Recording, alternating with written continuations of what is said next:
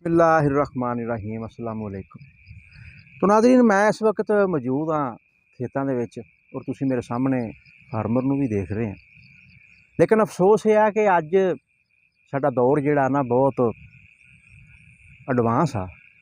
असीं एडवांस दौर दे विच भी मार खा जाइए तो फिर नुकसान जिहड़ा ना वो पूरा नहीं हुंदा फार्मर दा पहले ही लास दे विच है। लेकिन कुछ साड़ियाँ मैनेजमेंट या प्लान गलत होने की वजह ना मजीद असी अगे जाने की बजाय पिछे जा रहे हैं। तो तुसी मेरे सामने फार्मर नूं देख रहे हैं, भरपूर तैयारी इन्होंने की सीगी ते लेकिन फायदे के नाल नुकसान भी काफ़ी हो गया वा। अस्सलाम वालेकुम जी। वालेकुम सलाम जी। की हाल चाल है भाई? ठीक ठाक, अल्लाह का शुक्र है जी। की बीजिया सी? मक्की भेजी थी जी इत्थे। किन्ने किले लाए? 2 किले। 2 किले। ਹਾਂਜੀ, किन्नियां थैलियां बीदियां सी? 2 थैलियां बीदियां सी।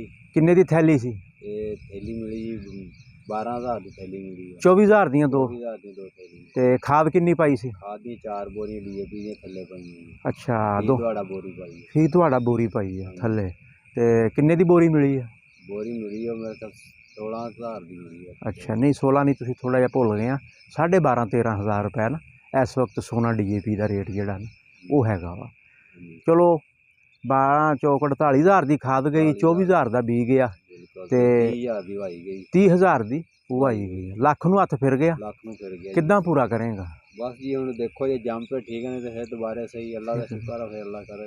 अच्छा, फसल ये आ भी तेरी डीएपी जिहड़ी है ना वो तो विच ही है, वो बेची है, वो किते नहीं जाती। नहीं ते बाकी हाँ बी दोबारा लेना पैना, बी दोबारा लेना पैना वा, हुआई तुहानूं दोबारा करनी पैनी। ते थोड़ी जी नज़र रखते हैं मौसम ते। हुण तां बहुत सारे अलर्ट जारी हो जाते हैं, जिस तरह NDMA आ नैट तो तुसीं मौसम वेखदे हैं, बहुत सारे यूट्यूबर आ जिहड़े मौसम का हाल दसदे। फिर क्यों मार खाधी? लोकां दा वेख के काली कर गए लोकी लाई जांदे, असीं पिछे न रह जाइए। असीं पिछे न रह पिछे रहण दे हासिला मिलिया, हासिला मिलिया। लेकिन आइंदा भी ये नज़र रखिया जो।